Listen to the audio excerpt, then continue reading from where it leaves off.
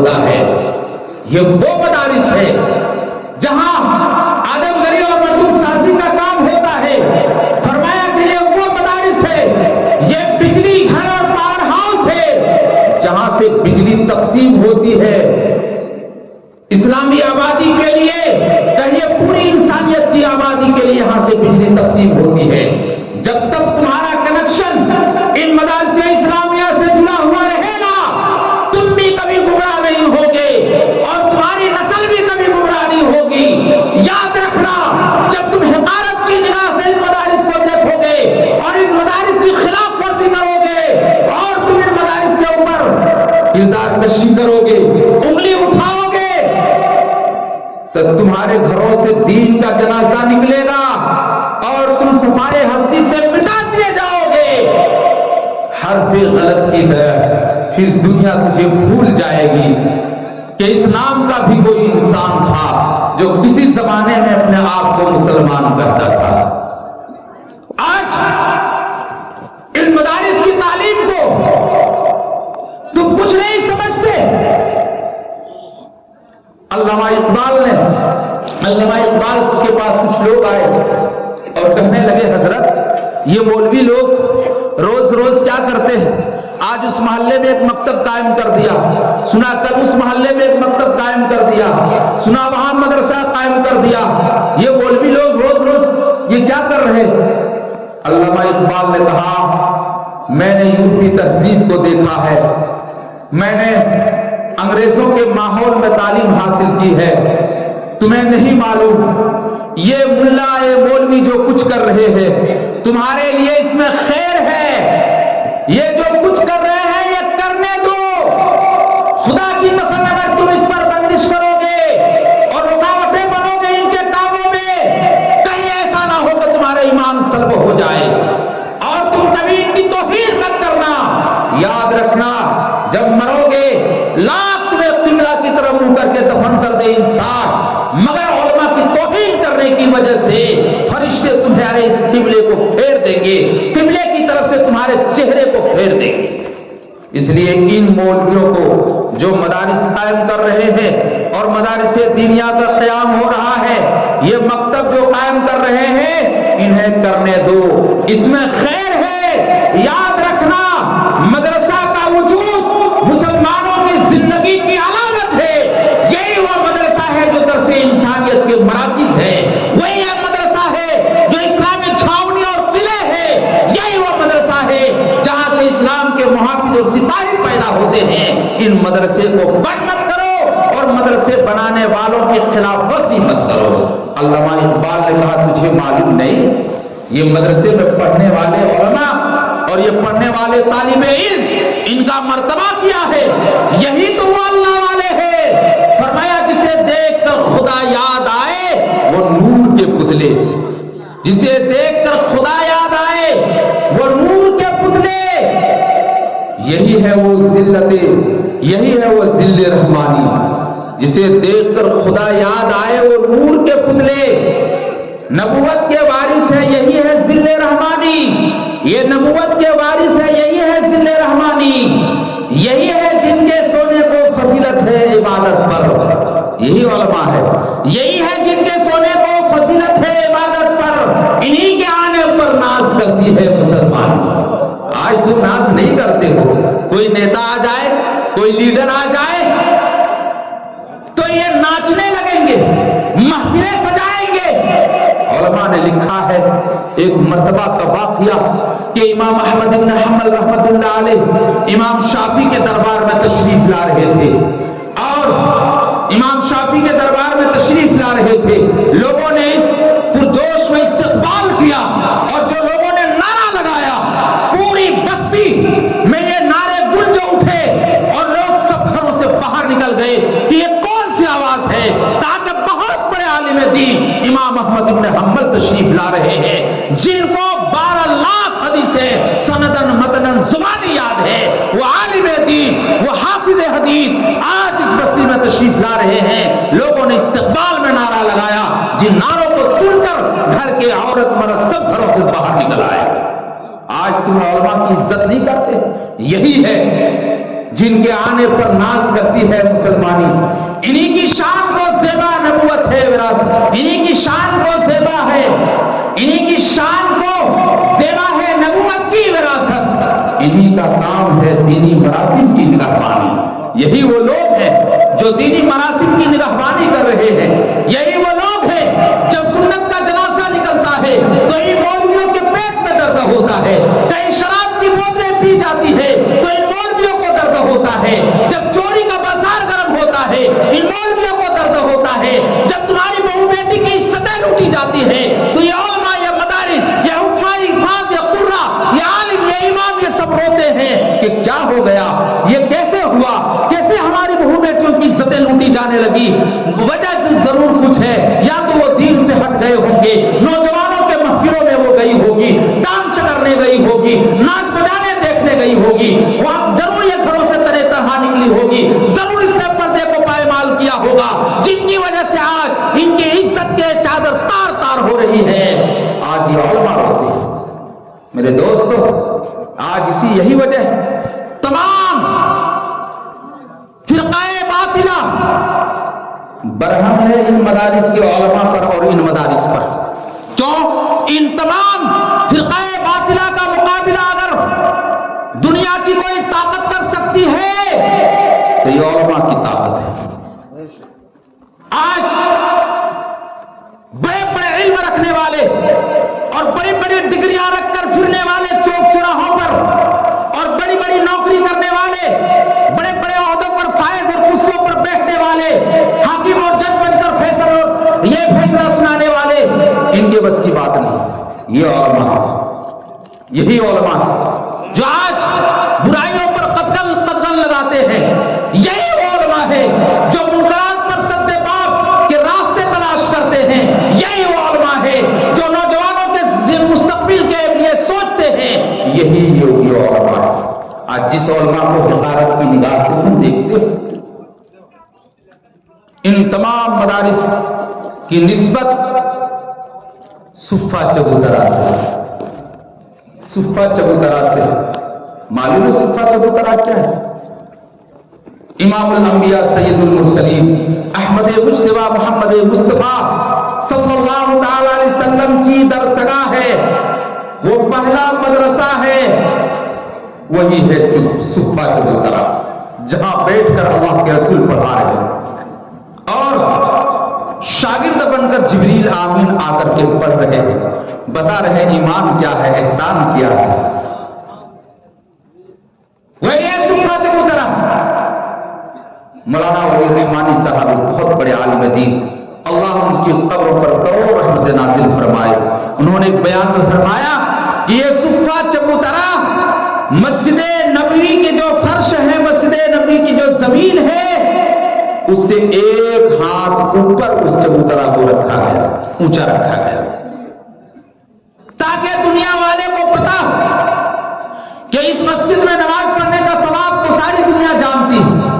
مسجد نبوی کتنا؟ 50,000. ایک نماز کا ثواب 50,000 نماز کے برابر.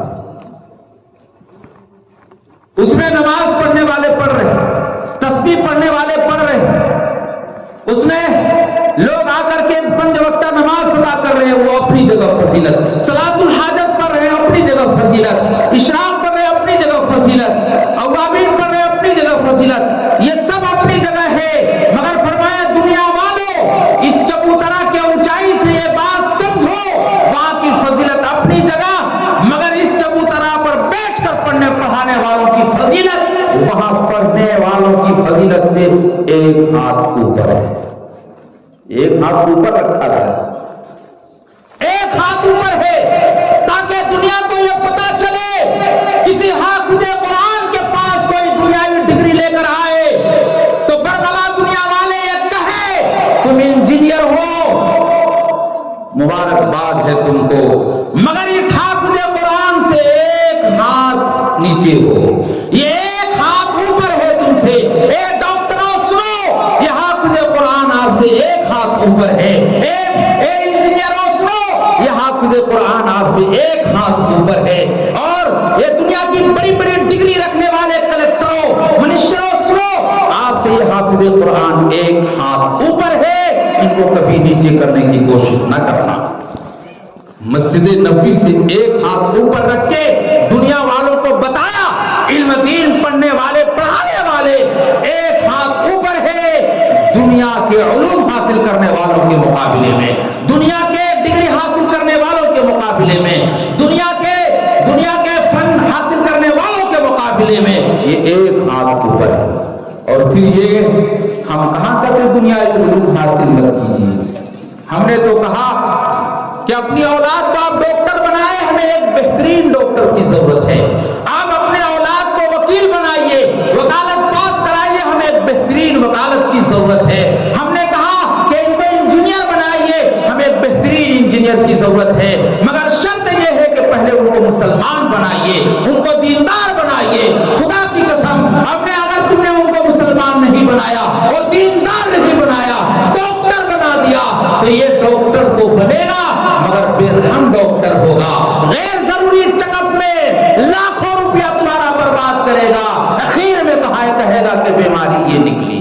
جب تم کنگال ہو جاؤ گے، گھر کو گروی رکھ چکے ہوگے، اس کے بعد یہ ڈاکٹر بتائے گا کہ اس مریض میں یہ مرض نکلا، اس میں یہ بیماری نکلی۔ غیر ضروری چیک اپ میں تمہارے پیسے کو برباد کریں گے، تمہارے خون کو چوسیں گے۔ وجہ یہ کہ یہ دیندار نہیں ہے، مسلمان نہیں ہے۔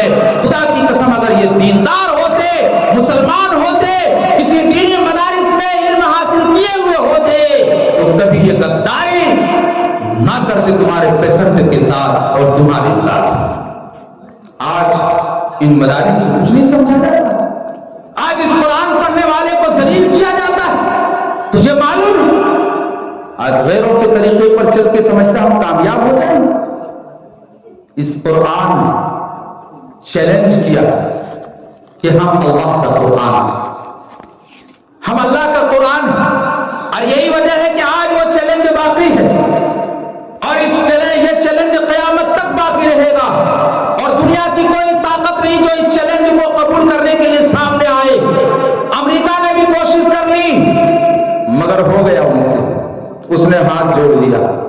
یورپ والوں نے چیلنج کو قبول کرنے کی کوشش کی، وہ بھی ہاتھ جوڑ کے کھڑے ہو گئے۔ جرمن والوں نے بھی چیلنج قبول کرنے کی کوشش کی، وہ بھی ہاتھ جوڑ کر کھڑے ہو گئے۔ اور اسرائیل کتوں نے بھی چیلنج کیا کہ قرآن کا ہم کو اب تبدیل کر دیں گے، وہ بھی ہاتھ جوڑ کر کھڑے ہو گئے کہ یہ کسی کے بس میں نہیں کہ قرآن کو تبدیل کر دے۔ تو اب اس نے ایسا کیا کہ قرآن پڑھنے والے کو ٹھکانے لگانے شروع کر دیے، مسلمان کو ٹارگیٹ کرنا شروع کر دیا۔ ہمیں کہنے دیجئے، ظلم ڈھانے سے مسلمان نہیں بدلے گا، ظلم ڈھانے سے مسلمان نہیں بدلے گا، کچھ بھی کر لیجئے ایمان نہیں بدلے گا۔ دفن ہو جائیں گے آیات کے بدلنے والے، دفن ہو جائیں گے آیات کے بدلنے والے، کچھ بھی کر لیجئے قرآن نہیں بدلے گا۔ خورشید یہ کہہ دو دنیا والوں سے، مسلمان جب تک زندہ ہے، خورشید یہ کہہ دو دنیا والوں سے، مسلمان دنیا میں جب تک زندہ ہے، اسلام کی زیب و زینت کو بدلا نہ چاہے گا۔ بدلے گا زمانہ اللہ مگر قرآن نہ بدلا جائے گا، ہے قول نبی قول خدا، فرمان نہ بدلا جائے گا۔ بدلے گا زمانہ اللہ مگر قرآن نہ بدلا جائے گا۔ تم کوششیں کر لو، قرآن تم نہیں بدل سکتے۔ یہ وہ قرآن، ایک مرتبہ کا واقعہ کہ یورپ میں ویلفیئر سوسائٹی نے ایک میٹنگ کی، اور اس میٹنگ میں یہ بات ہوئی کہ پوری دنیا میں 3 مذاہب کے لوگ رہتے ہیں، اس میں یہودی ہے، عیسائی ہے، مسلمان ہے۔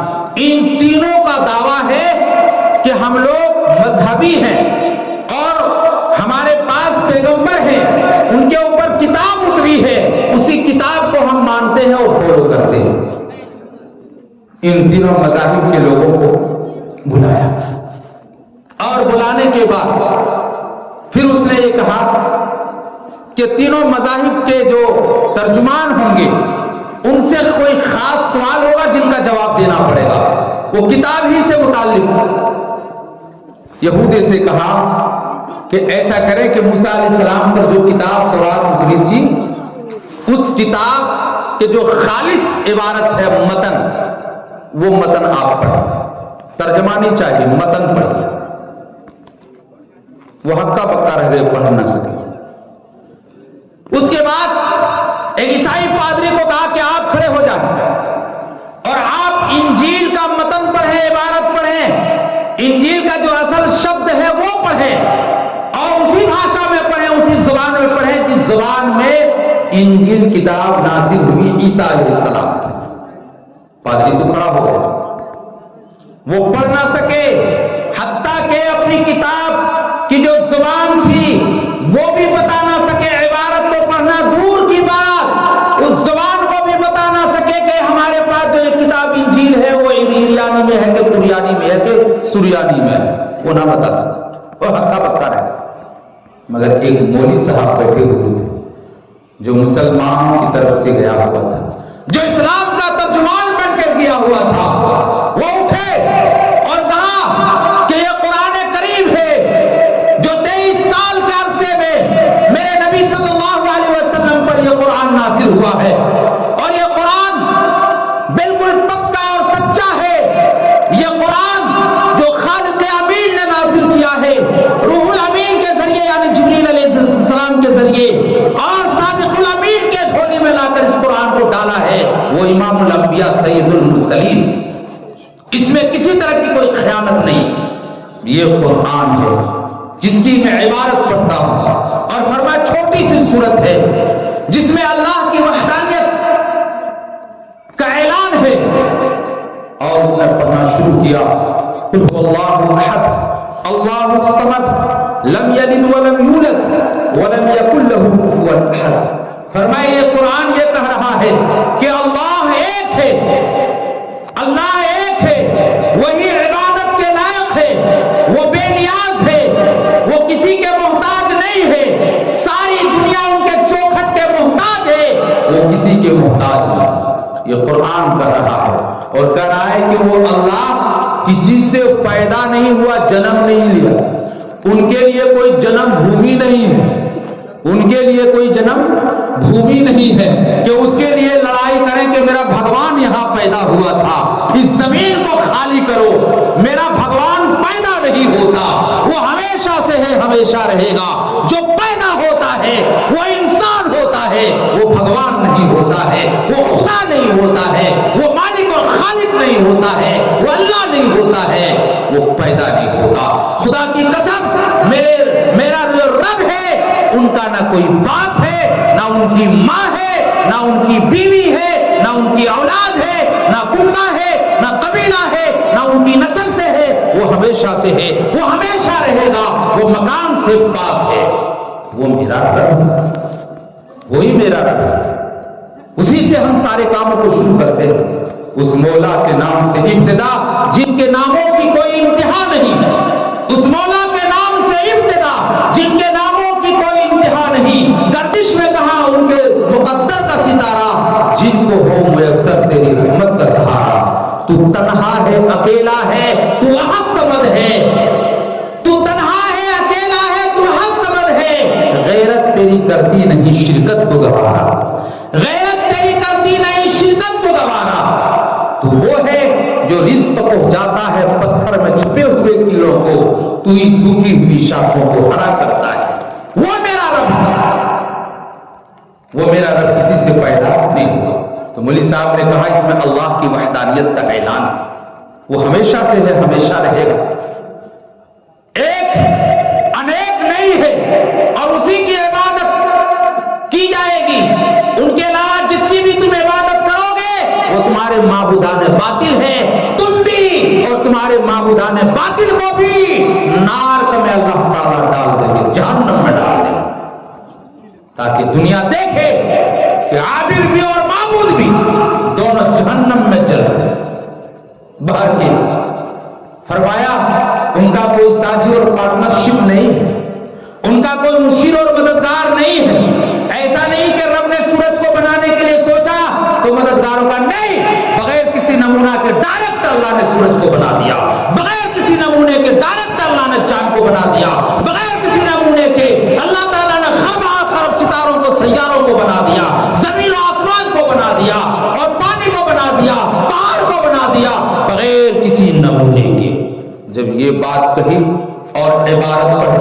آئی تو وہ سب ہکا بکا رہ گئے اور کہا کہ یہودیوں سنو، اور عیسائیوں سنو، آج تمہاری چوری پکڑی گئی کہ تم سب جھوٹ کہہ رہے تھے کہ ہمارے پاس جو کتاب ہے وہ تحریف شدہ نہیں ہے۔ آج یہ معلوم ہوا کہ تم نے عبارت تو بدلی تھی، ان کی زبان کو بھی تم نے بدل دیا، تجھے تو یہ بھی خبر نہیں ہے کہ زبان میں یہ کتاب تمہارے نبی پر آئی ہے۔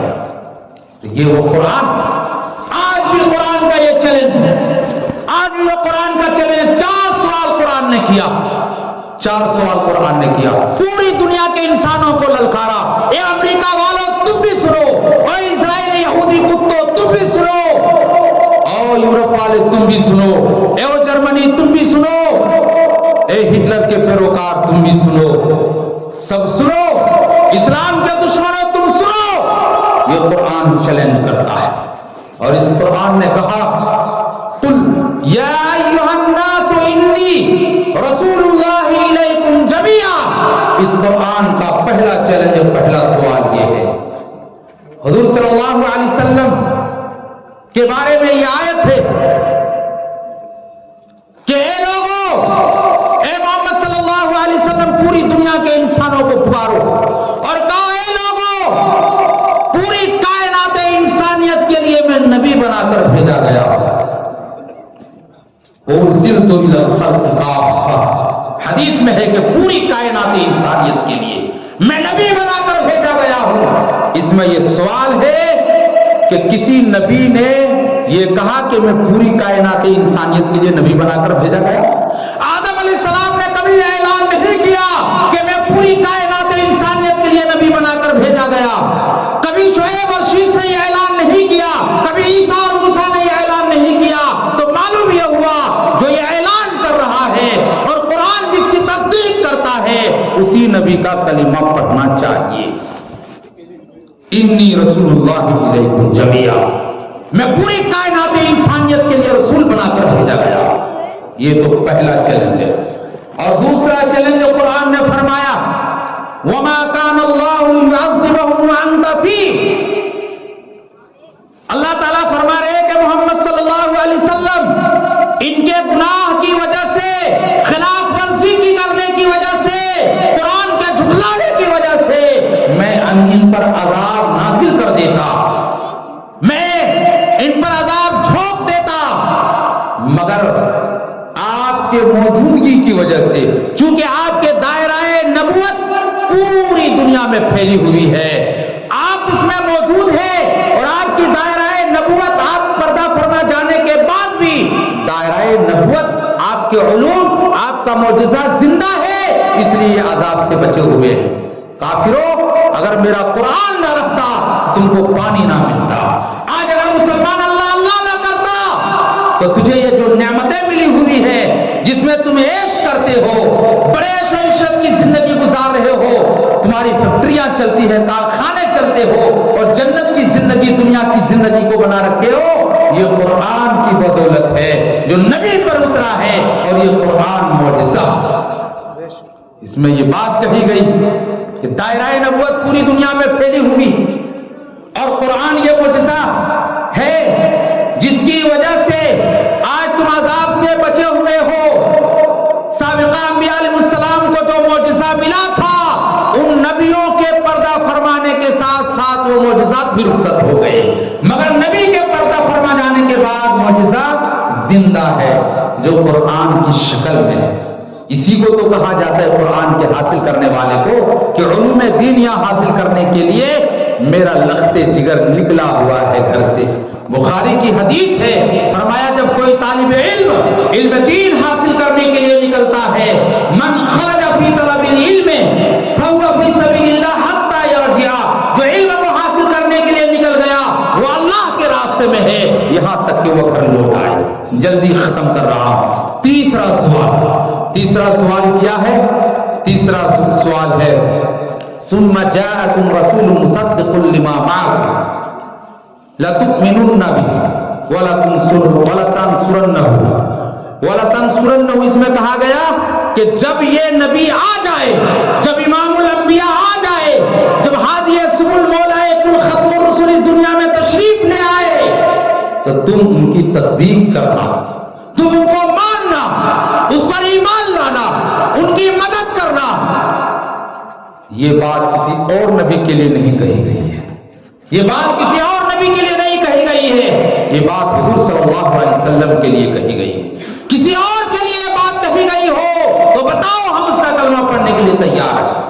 اور چوتھا سوال ہے، وہ ہے چوتھا سوال، ما کان محمد ابا احد من رجالکم ولکن رسول اللہ وخاتم النبیین، کہ محمد صلی اللہ علیہ وسلم جو ہے وہ کسی کے باپ نہیں ہے، باپ نہیں ہے یہاں بیٹا مراد، کسی بیٹے کے باپ نہیں ہے، یعنی وہ سب بیٹے آپ کے بچپن میں فوت ہو گئے، یعنی ایسا بیٹا آپ کو نہیں ملا جس نے جوانی پائی ہو، وہ بچپن میں فوت ہو گئی۔ اس لیے فرمایا کہ حضور صلی اللہ تعالی علیہ وسلم کے کہ کوئی لڑکا میں سے کوئی نسل باقی نہیں ہے مگر لڑکی باقی ہے، اور لڑکیوں سے پوری دنیا میں حضور صلی اللہ علیہ وسلم کی نسل پھیلی۔ تو اس میں یہ بات کہی گئی کہ حضور صلی اللہ علیہ وسلم تم میں سے کسی کے باپ نہیں ہے، اور اس میں یہ بات کہی گئی کہ حضور صلی اللہ علیہ وسلم کیا ہے، خاتم النبیین ہے۔ خاتم النبیین یہ حضور صلی اللہ علیہ وسلم ہے، کسی اور کے لیے خاتم النبیین کا الفاظ استعمال ہوا ہو اور اعلان ہوا، بتاؤ ہم اس نبی کا کلمہ پڑھتے ہیں۔ یہ چار سوال ہے پوری کائنات انسانیت کے لیے، کہ جو تم اب تک ڈٹے ہوئے ہو کہ ہم یہودی ہیں، اب تک تم ڈٹے ہوئے ہو کہ ہم کرسچن اور عیسائی ہیں، تو آؤ چیلنج کو قبول کرو، تمہارے نبیوں کے بارے میں یہ بات نہیں ہے، یہ تو ہمارے نبی کے بارے میں یہ بات ہے۔ اللہ اللہ، آج ہم اسی کا درس دیتے ہیں، آج اسی کی تعلیم دیتے ہیں بچوں کو، ان کو بتاتے ہیں تمہارا نبی کون ہے، اسے بتاتے حلال کیا ہے حرام کیا ہے، اسے بتاتے ہیں یہ کتاب آسمانی کتاب ہے، یہ کتب سماویہ ہے، یہی وہ قرآن ہے۔ جب سینوں میں تم بسا لو گے تو گویا کہ تم نے ساری آسمانی کتابوں کو سینوں میں بسا لیا ہے۔ یہ وہ قرآن ہے۔ قرآن پڑھنے والے تو الگ، قرآن کس نے پڑھایا ان کے لیے بھی اعزاز ہے، قرآن پڑھانے والے ماں باپ کے لیے بھی اعزاز ہے، ان کے رشتہ دار اور خاندان والوں کے لیے بھی اعزاز ہے۔ اور ایک اعزاز کے لیے تو آج کا یہ جلسہ حضرت مولانا توحید صاحب المزاحی نے منعقد کیا ہے۔ ہم جانتے ہیں کتنی محنت ان کی شامل حال رہی۔ جب میں شروع میں آیا تھا، یہ مسجد کرکٹ کی بنی ہوئی تھی، میں سوچ رہا تھا یہ اللہ کا بندہ نیا نیا فارغ ہوا، کہاں سوتے ہوں گے، کیسے رہتے ہوں گے۔ ان کے لیے نہ کوئی حجرہ تھا، نہ کوئی بچھونا تھا، نہ چوکی تھی، نہ پلنگ تھا، نہ کوئی چارپائی تھی، مگر اس اللہ کے بندے نے کہا کہ ہم اس جگہ کو چمن بنائیں گے۔ مولانا ایک روز دیکھنا، میں نے آج دیکھا کہ یہاں اس جنگل میں منگل کھلا ہوا ہے، یہ سب جنگل ایریا تھا، یہ پیچھے جنگل لگے ہوئے ہیں، ادھر شہر کی آبادی ہے، مگر مولانا نے محنت کی۔ مسجد بھی عالیشان ہے، جہاں ٹائلس اور ماربل لگے ہوئے ہیں، مدرسہ بھی 2 منزلہ عمارت ہے جو آپ کی نظروں کے سامنے ہے، اور ان کی کوشش اور جدوجہد کی وجہ سے، ان کے مدارس میں پڑھانے والے اساتذہ کی محنت کی وجہ سے آج 2 طلبہ حافظ قرآن ہے، اور کچھ بچے تھے جن کے 2-4 پارے باقی تھے، ان کو پیش نہیں کیا گیا۔ یہی اگر 1 مہینہ کے بعد وہ پروگرام ہوتا تو ان بچوں کی بھی آج دستار بندی ہوتی۔ یہ صرف 2 بچے ہیں جو آپ کے سامنے بھی آئیں گے مولانا کی محنت کی وجہ سے، اور آپ نہیں جانتے ہوں گے جتنے مجمع ہے ہمارے شبری باڑی رحمت نگر میں، صرف اتنا ہی مجمع نہیں ہے، وہ لوگ سو گئے گھروں میں، وہ سب گھروں میں خراٹے کی نیند سوئے ہوئے ہیں، اور وہ سانس اور خراٹے لے رہے ہیں، وہ نہیں آئے کہ جلسہ سے کیا ہوتا ہے۔ آپ کیا جانو جلسہ سے کیا ہوتا ہے؟ یہی وہ جلسہ ہے۔ میں ایمانداری کے ساتھ کہتا ہوں، جب ہم مدرسہ میں نہیں پڑھتے تھے تو مدرسوں کو دیکھ کر دل میں یہ ولولہ پیدا ہوا کہ ہمیں دینی تعلیم حاصل کرنی چاہیے۔ ان مولویوں کے چہروں کو دیکھ کر دل میں یہ جذبہ پیدا ہوا کہ ہمیں ایک دیندار بننا چاہیے، ہمیں حافظ قرآن بننا چاہیے، ہمیں عالم بننا چاہیے۔ ان جلسوں کو دیکھ کر، علماء کرام کو دیکھ کر، حفاظ قرآن کو دیکھ کر، اماموں کو دیکھ کر، شاعر اسلام کو دیکھ کر، مفسر قرآن کو دیکھ کر یہ دل میں جذبہ پیدا ہوا۔ اور آپ کہتے ہیں مدرسوں سے کیا ہوتا ہے، قرآن کے رٹنے سے کیا ہوتا ہے؟ گویا کہ ایک سازش ہے کہ تم قرآن کی تعلیم کو ختم کرنا چاہتے ہو۔ سنو، ان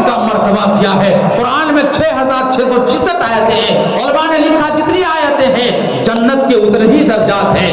जब मैदान महशर में लोग जमा होंगे, आदम अलैहिस्सलाम से लेकर पूरी कायनात इंसानियत तक, जब इंसानों के बाल के खाल उतर जाएंगे, नफ्सी नफ्सी का आलम होगा, ऐसे मौके पर हाफिज कुरान के सरों पे दस्तार होंगे और ये सुर्खरू नजर आएंगे और इनके वालिदैन के सरों में ताज पहनाए जाएंगे जो सूरज की रोशनी से कहीं ज्यादा रोशन होगी।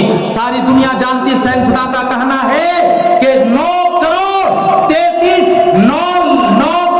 33 लाख मील दूर ये सूरज है, मगर ये सूरज जब निकलता है तो अंधेरा घर रोशन हो जाता है। कहा गया हदीस मुबारका में, मन क़रअल कुरान व अमिला बिमा फीहि उल्बिसा वालिदाहु ताजन यौमल क़ियामा। जब कल क़यामत के दिन अल्लाह की अदालत लगेगी, जिसने कुरान को याद किया और उस पर अमल किया, फरमाया उनके लिए एजाज तो है ही, उनके वालिदैन के लिए एजाज है।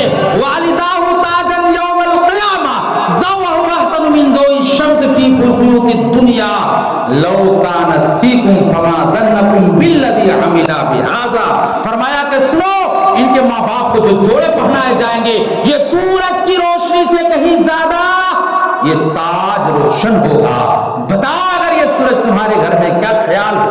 फरमाया गया ये है। और आगे फरमाए साहिब कुरान, जिसने कुरान को याद किया, युकालु लिसाहिबिल कुरान इक़रा वरतक़ी वरत्तिल कमा कुन्ता तुरत्तिलु फिद दुनिया फ़इन्ना मंज़िलका इंदा आखिर आयतिन तक़रऊहा। साहिब कुरान से कहा जाएगा, कुरान को पढ़ता जा, जन्नत के दर्जों में चढ़ता जा, जहां तू आखिरी आयत में पहुंचेगा तुम्हारे लिए वही दर्जा है जन्नत का, और इतने ही दर्जा मैंने जन्नत का बनाया।